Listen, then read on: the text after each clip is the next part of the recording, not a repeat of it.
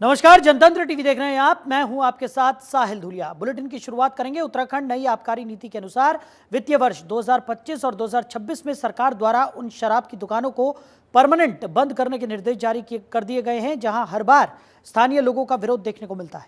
आबकारी आयुक्त ने इस संबंध में सभी जिला आबकारी अधिकारियों को पत्र जारी किया है, जिसमें उन्होंने सभी जिलों के जिला आबकारी अधिकारियों से इस संबंध में सूचना मांगी है कि उनके जिलों में कितनी ऐसी शराब की दुकानें हैं जहां पर हर वित्तीय वर्ष में शराब की दुकान खोले जाने पर स्थानीय लोगों का विरोध होता है।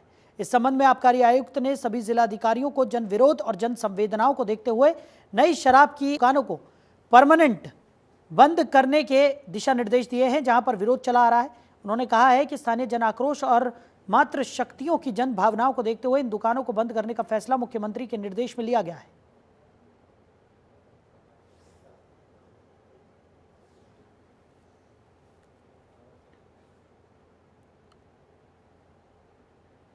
तो चारधाम यात्रा को लेकर भक्तों में भारी उत्साह देखने को मिल रहा है। चारधाम यात्रा में भक्तों की भारी भीड़ उमड़ रही है। चारधाम यात्रियों की संख्या में लगातार इजाफा भी दर्ज किया जा रहा है। 7 लाख के पार चारधाम यात्रियों का आंकड़ा अब तक पहुंच चुका है। तो चारधाम यात्रा ने रफ्तार पकड़ ली है। धीरे धीरे चारधाम यात्रियों की संख्या में इजाफा हो रहा है। हर दिन करीब 50 से 60 हजार तीर्थयात्री चारधाम यात्रा कर रहे हैं। 30 अप्रैल से शुरू हुई चारधाम यात्रा में अब तक 7,17,803 श्रद्धालु दर्शन कर चुके हैं। यात्रा के लिए पंजीकरण का आंकड़ा 28 लाख के पार हो चुका है। इनमें 150 से ज्यादा देशों से 31,581 लोगों ने पंजीकरण कराया है। US, Nepal, Malaysia, UK, Australia, Canada से सबसे ज्यादा यात्रियों ने पंजीकरण कराया है।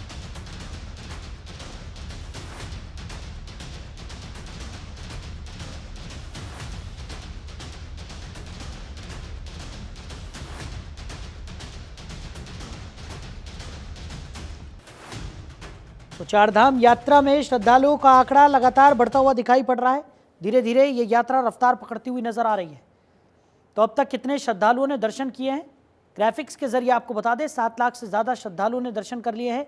केदारनाथ धाम में 2,91,060 श्रद्धालुओं ने दर्शन किए हैं। यमुनोत्री धाम में 1,39,000 से ज़्यादा श्रद्धालुओं ने दर्शन कर लिए हैं। गंगोत्री धाम में 65,000 से ज़्यादा श्रद्धालुओं ने दर्शन किए हैं। बद्रीनाथ धाम में 1,60,000 से ज़्यादा श्रद्धालुओं ने अब तक दर्शन कर लिए हैं।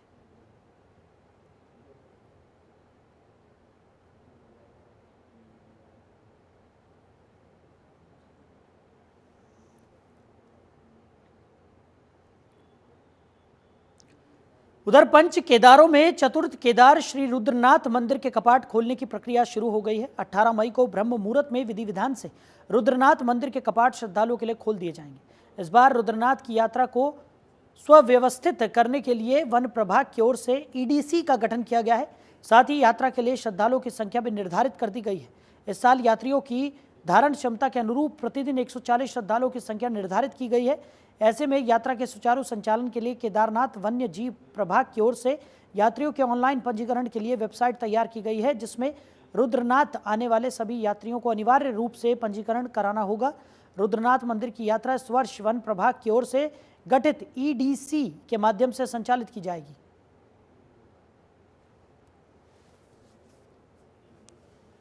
हमने ऑनलाइन सिस्टम के माध्यम से रजिस्ट्रेशन ओपन कर रखा है। अभी काफ़ी सारा रजिस्ट्रेशन हो रहा है ऑनलाइन के माध्यम से। जो पहले एक गांव से चल रहा था, अभी 5 गांव से यात्रा चल रहा है और 5 गांव में भी रोजगार का अपॉर्चुनिटी मिल रहा है लोग के लिए। इसके अलावा हम बायो टॉयलेट्स का जो प्रॉमिस किया है वो भी अभी ट्रांसपोर्टिंग में है। बायो टॉयलेट्स आ रखा है, सगर गाँव में पड़ा है। इसके अलावा हम जगह जगह में साइन बोर्ड्स लगा रहा है यात्रा के मार्ग में, ताकि लोग को पता चले कि वो रूट से नहीं अलग हो पाए। और हम इस साल से थोड़ा मेडिकल फैसिलिटीज़ के भी बढ़ावा देना चाहते हैं, क्योंकि उधर ऊपर ऑक्सीजन का दिक्कत हो सकता है अन्य किसी टूरिस्ट को। मैं टूरिस्ट से ये भी निवेदन करता हूँ कि आप रुद्रनाथ यात्रा को चलने से पहले आप मेडिकल एक बार चेकअप करवा दीजिए, और कोई स्वास्थ्य का प्रॉब्लम हो और अन्य इमरजेंसीज हो, वो आप रुद्रनाथ यात्रा में आने के पहले थोड़ा चेकअप करने के बाद ही यात्रा। वहीं उत्तराखंड के मदरसों को हाईटेक बनाने और गुणवत्ता परक शिक्षा मुहैया कराने को लेकर मदरसा बोर्ड और वक्फ बोर्ड अब आमने सामने आ गए हैं। हालांकि दोनों का कहना है कि बेहतर शिक्षा के लिए वो अपने अपने स्तर से प्रयास कर रहे हैं। वक्फ बोर्ड के अध्यक्ष शादाब शम्स ने कहा कि मदरसा बोर्ड अपने अधीन के सभी मदरसों में क्या पढ़ाई कराता है, इस कंट्रोवर्सी से हमें कोई लेना देना नहीं है, लेकिन हम अपने 117 मॉडर्न मदरसों में उत्तराखंड बोर्ड के सिलेबस ही पढ़ाएंगे। वहीं मदरसा बोर्ड के अध्यक्ष मुफ्ती शमून कासमी ने कहा कि हमारे मदरसों में 2023 से NCERT की किताबें पढ़ाई जा रही हैं। हमारे बच्चे भी वही पढ़ाई कर रहे हैं जो अन्य स्कूलों के बच्चे पढ़ रहे हैं। जिनको इसके बारे में जानकारी नहीं है वो अलग अलग बयान देते हैं। शमून कासमी ने कहा कि अब मदरसा बोर्ड का रिजल्ट भी बहुत अच्छा आ रहा है। दो सिलेबस एक मदरसे में नहीं चल सकते। अब अगर मदरसा बोर्ड पढ़ाएंगे तो उत्तराखंड बोर्ड नहीं पढ़ा पाएंगे, और इसलिए हमने बिल्कुल तय किया है कि हम उत्तराखंड का बोर्ड पढ़ाएंगे, उत्तराखंड का सिलेबस पढ़ाएंगे। उत्तराखंड का आम बच्चा जो मेरे उत्तराखंड का बच्चा पढ़ रहा है वही मदरसे का बच्चा भी वही एजुकेशन हासिल करेगा, और उसी एजुकेशन में वो श्री राम को भी पढ़ेगा उस मॉडर्न मदरसे में, क्योंकि हमारे जो सिलेबस है उत्तराखंड का उसमें श्री राम भी हैं, श्री कृष्ण भी हैं, गुरु नानक देव भी हैं, डॉक्टर बाबा साहब भीमराव अंबेडकर भी हैं। हम नहीं पढ़ाएंगे ना तैतानिया, फोकानिया, पंजुम, मुंशी, मौलवी, मुअल्लिम, ये नहीं चाहिए भाई। हमें हमें हमें हमें हमारे ज्ञान पे रहने दो, नहीं चाहिए हमें ये ज्ञान। हम मदरसा बोर्ड से भी, उनकी लाइन अलग है, हम कंट्रोवर्सी ना हो जाए इसलिए मैं उनकी लाइन पे नहीं जाऊंगा। वो उनकी एजुकेशन है, वो दें अपने मदरसों में। लेकिन हमारा मानना है कि जो वक्फ बोर्ड के अंदर 117 मदरसे आते हैं सबको प्योरली उत्तराखंड का सिलेबस पढ़ना पड़ेगा, और मैंडेटरी कोई बाहर का बच्चा हमारे मॉडर्न मदरसों में नहीं पढ़ेगा। उत्तराखंड के जो बच्चे होंगे केवल उन्हीं के लिए हमारे पास एडमिशन है। हम बाहरी बच्चों के लिए हमारे मॉडर्न मदरसों में कोई जगह नहीं है, अभी फिलहाल के लिए तो कम से कम नहीं है। आगे आने वाले वक्त में देखा जाएगा क्या होता है, लेकिन फिलहाल के लिए हम बाहरी बच्चों को किसी कीमत पर भी अपने मदरसों में एडमिशन नहीं। आधुनिक एजुकेशन जो है सारे मदरसों को उपलब्ध करा रहा है, और आपने देखा कि 96% बच्चे 2024 में उनमें सफल हुए। अब जो यहाँ जो वक्फ की संपत्ति पर मदरसे चल रहे हैं, अधिकतर उन्हीं मदरसों में वही मदरसे सील हुए हैं क्योंकि वो नियमित तौर से कहीं से रजिस्टर्ड नहीं थे। ज़्यादातर बच्चे जो हमारे पास जो मदरसे हैं वो बंद हुए हैं।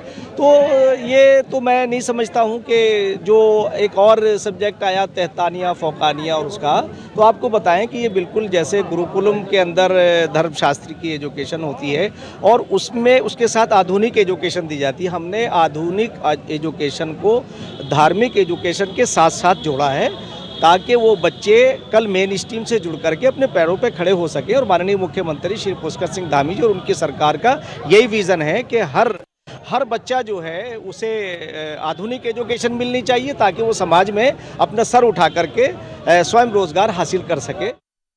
उधर कांग्रेस की प्रदेश प्रवक्ता डॉक्टर प्रतिमा सिंह ने कहा कि बीजेपी सरकार उत्तराखंड की मलिन बस्तियों पर उजड़ने की तलवार को लटकाए रखना चाहती है ताकि चुनाव से पहले लोगों को कोर्ट के आदेश का डर दिखाकर अध्यादेश लाकर बचाने का ढोंग रचा जा सके। बीजेपी ये षड्यंत्र पिछले 2 निकाय चुनाव से कर रही है। अब दूसरी बार भी जब अध्यादेश का समय पूरा हो रहा है तब फिर से अध्यादेश लाने की तैयारी है, जबकि सरकार को कांग्रेस सरकार के समय बनाए गए नियमितीकरण और मालिकाना हक देने के कानून का पालन करना चाहिए था ताकि इस समस्या का स्थायी समाधान हो पाता।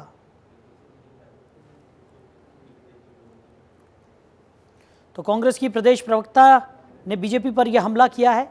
आपको बता दें कि डॉक्टर प्रतिमा सिंह ने बीजेपी पर गंभीर आरोप लगाए हैं। तो डॉक्टर प्रतिमा सिंह का कहना है कि बीजेपी लगातार मलिन बस्तियों को मालिकाना हक देने से कतरा रही है और मलिन बस्तियों को तोड़ने की तलवार लगातार लटकाए रखना चाहती है ताकि लोगों को डर दिखाया जा सके। देखिए, सरकार कभी भी मलिन बस्तियों के नियमितीकरण के लिए जो है सीरियस नहीं रही। सरकार हमेशा इसे टालती रही, इसीलिए अध्यादेश लाके ये कांग्रेस पार्टी की देन थी कि अगर हम सरकार में वापस आ जाते तो अब तक ये जो मलिन बस्तियां हैं इन पे उनका मालिकाना हक हो जाता। सरकार ये 1-1 साल 2-2 साल का जो टाइम है ये बढ़ाती जाती है। जब चुनाव आते हैं तो मलिन बस्तियों के लोगों की उन्हें याद आती है, चुनाव चले जाते हैं ये मलिन बस्तियों के लोगों को भूल जाते हैं। तो आज सरकार को ये बताना पड़ेगा कि मलिन बस्तियों पे रहने वालों के जो सर पे तलवार लटकी हुई है जो है ध्वस्तीकरण की, इसकी जिम्मेदार इसका कौन है और उनके विषय में सरकार क्या सोचती है, उनको क्या सुरक्षा प्रदान करेगी। और ये मुझे लगता है भाजपा सरकार के लिए एक बहुत जो जो है सीरियस बात होनी चाहिए आज के दौर पे, क्योंकि हजारों लोग वहां रहते हैं, वो उनके ऊपर बेघर होने का खतरा मंडरा। तो जल जीवन मिशन के तहत अब प्रदेश के जल स्रोतों की गुणवत्ता परखी जाएगी। इसके पीछे का मकसद प्रदेश के लोगों को साफ पानी मुहैया कराना है। ये बात जल जीवन मिशन के निदेशक ने कही। उन्होंने कहा कि प्रयास किया जा रहा है कि मानसून से पहले और मानसून के बाद वाटर टेस्टिंग की जाएगी ताकि लोगों को स्वच्छ पानी मिल सके। उन्होंने बताया कि जल जीवन मिशन के तहत अधूरी योजनाओं को दिसंबर 2026 तक पूरा करने के निर्देश मुख्य सचिव द्वारा दिए गए हैं। आज जल जीवन मिशन के संदर्भ में एपेक्स जो शीर्ष हमारी कमेटी है माननीय मुख्य सचिव महोदय की अध्यक्षता में, उसमें जल जीवन मिशन का रिव्यू आज किया गया है और इसमें निर्देशित किया गया है कि दिसंबर 26 तक हम लोगों को अपनी जो भी अधूरी योजनाएं हैं उनको पूर्ण कर लेना है। सभी योजनाओं का जो ड्राइंग है उसको पीएम गतिशक्ति पोर्टल पर अपलोड करना है। मैं बताना चाहूँगा कि अभी 15,000 किलोमीटर का हमारा अपलोड हो गया है और हमें लगभग 70,000 के आसपास अभी टारगेट हमको मिला है करने का।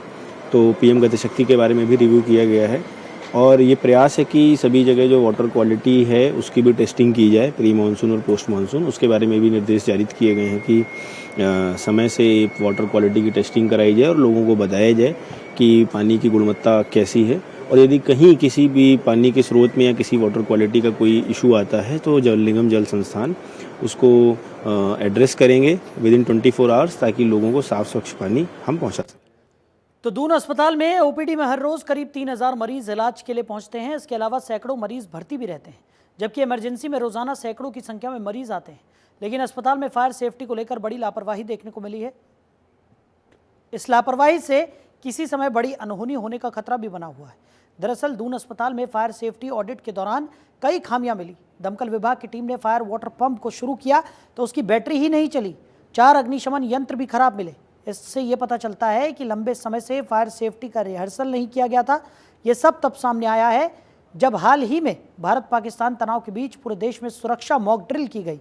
ऐसे में दून अस्पताल का फायर सेफ्टी सिस्टम फेल होना कई सवाल खड़े कर रहा है।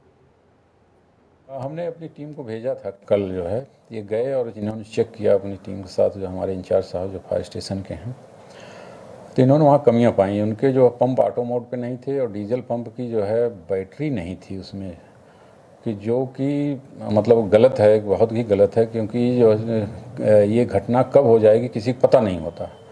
तो उसको सदैव 24/7 कार्यशील रखना होता। तो इसको कार्यशील रखने के लिए आज हम उनको पत्र भेज रहे हैं अपने कल के इंस्पेक्शन की दृष्टि में, और साथ ही इस पत्र की प्रतिलिपि हम डीएम साहब को भी कर रहे हैं, उनसे भी अनुरोध करेंगे कि उनको निर्देशित करें कि इतने सेंसिटिव प्लेस की जो है अग्निशमन व्यवस्था सदैव कार्यशील रखने का निर्देश देने का कष्ट करें। उधर अल्मोड़ा के क्वरब क्षेत्र में लगातार दरकती पहाड़ियों के कारण लोगों को हो रहा भारी नुकसान को देखते हुए प्रशासन ने अब राहत के ठोस कदम उठाने शुरू कर दिए। जिलाधिकारी ने बताया कि क्षेत्र में वैकल्पिक मोटर मार्गों पर तेजी से काम किया जा रहा है। डोबा चौंसली मोटर मार्ग पर जल्द ही डामरीकरण का कार्य शुरू किया जाएगा।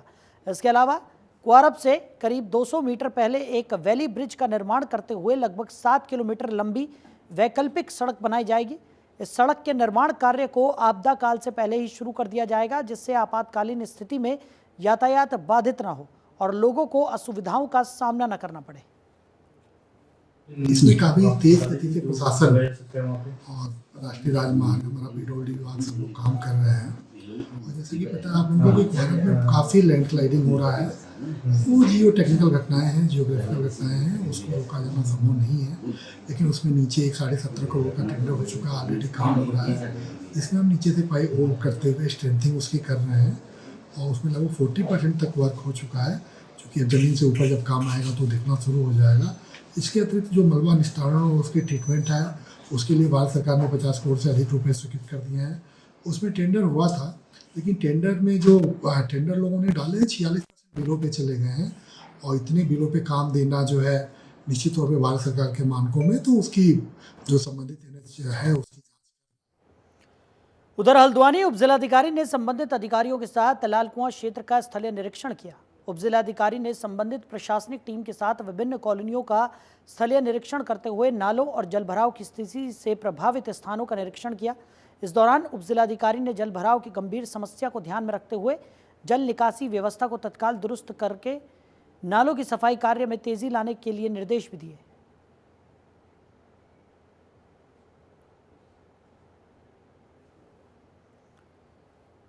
उधर भारत पाकिस्तान के बीच बढ़ते तनाव में एक बड़ी सेंधमारी की साजिश को सुरक्षा एजेंसियों ने समय रहते बेनकाब कर दिया है।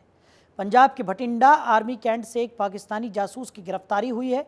चौंकाने वाली बात यह है कि भटिंडा आर्मी कैंट से गिरफ्तार हुआ ये जासूस लक्सर कोतवाली क्षेत्र के डासनी गांव का रहने वाला है।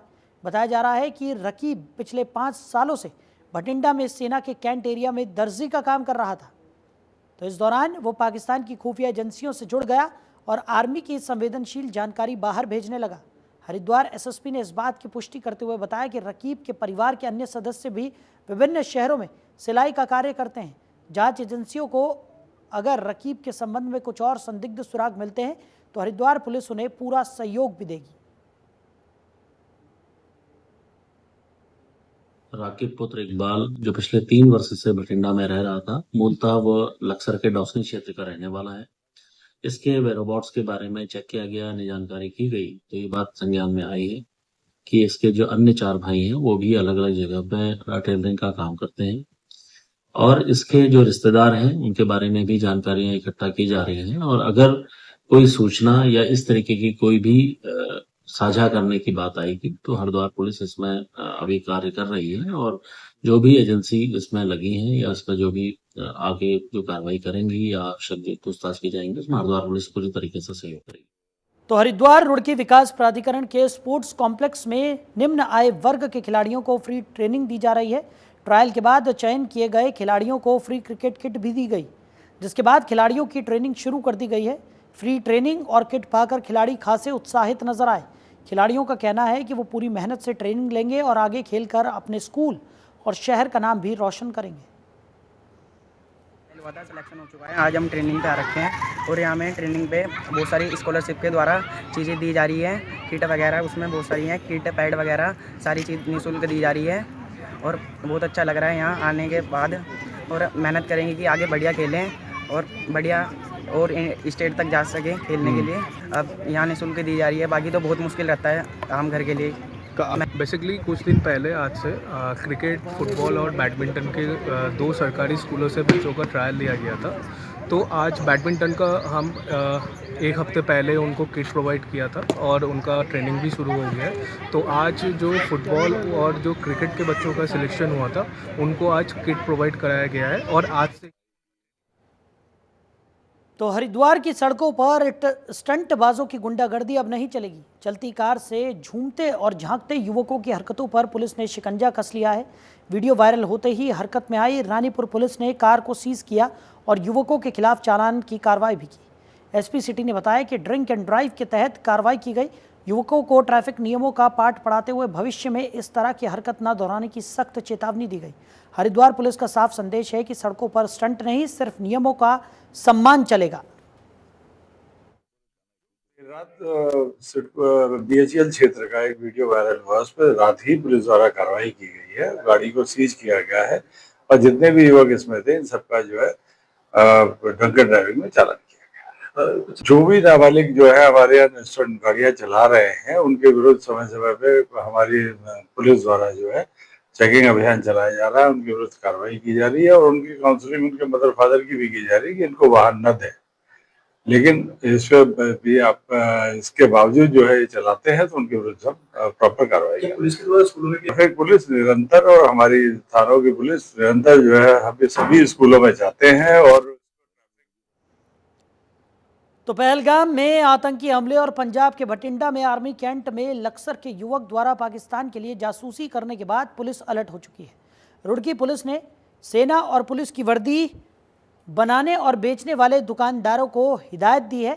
आपको बता दें कि रुड़की के लाल कुर्ती में कई दुकानें ऐसी हैं जिन पर सेना और पुलिस की वर्दी सहित सारा सामान मिलता है। इसको लेकर पुलिस ने जागरूकता अभियान चलाकर दुकानदारों को कहा कि वर्दी खरीदने वाले का आईडी कार्ड और बैच नंबर सहित उनका पूरा रिकॉर्ड रजिस्टर में दर्ज करना होगा ताकि सेना और पुलिस की वर्दी का कोई दुरुपयोग न कर सके।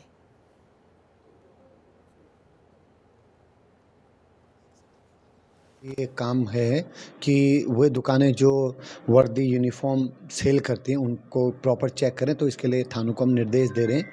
जिन जिन थाना क्षेत्रों में ये हैं वहाँ कि किस ग्राउंड पे वो किसको वर्दी देते हैं, उसके लिए उन्होंने क्या SOP रखी हुई है, एक बार उसको चेक करेंगे। अगर कहीं कुछ गलत पाया जाता है तो उसके खिलाफ फिर आगे जो एक्शन लिया जा सकता है वो लेंगे। देखिए, वर्दी यूनिफॉर्म का अगर कोई उसके लिए इंटाइटल नहीं है तो यूनिफॉर्म को धारण नहीं करेगा, इसका प्रॉपर कानून में जिक्र है। तो अगर बिना ID के, बिना प्रॉपर आइडेंटिफिकेशन के अगर तो रुड़की के झबरेड़ा थाना इलाके में खेत से अवैध खनन की सूचना पर पुलिस ने 5 ट्रैक्टर ट्रॉली और पोकलैंड मशीन को मौके से पकड़ा है। दरअसल पुलिस को सूचना मिली थी कि एक खेत से पोकलैंड मशीन द्वारा मिट्टी खोदकर ट्रैक्टर ट्रॉली द्वारा दूसरी जगह पर डाला जा रहा है। वहीं खनन करने की कोई परमिशन न दिखाए जाने पर पुलिस ने ट्रैक्टर ट्रॉली और पोकलैंड को कब्जे में ले लिया। SP देहात ने कहा कि मामले में ट्रैक्टर ट्रॉली को कब्जे में लिया गया है और उन पर जांच पड़ताल के बाद कार्रवाई भी की जाएगी। तो पता लगा कि कोई शख्स अपने खुद के खेत से ही कोई मिट्टी उठाने का कुछ ऐसा प्रकरण संज्ञान में आया। उसके पास परमिशन है या नहीं है, इस बात को तस्दीक करने के लिए थाने पर वो ट्रैक्टर और वो जो गाड़ी आप बता रहे हैं उसको खड़ा किया गया है। और उसमें मैंने निर्देश दिया कि जो यथोचित है वो कार्रवाई करेंगे। अगर परमिशन है तो ओके, अदरवाइज उसमें जो आगे चालान की कार्रवाई वो की। तो मैंने इंस्पेक्टर को पिछले सिर्फ 6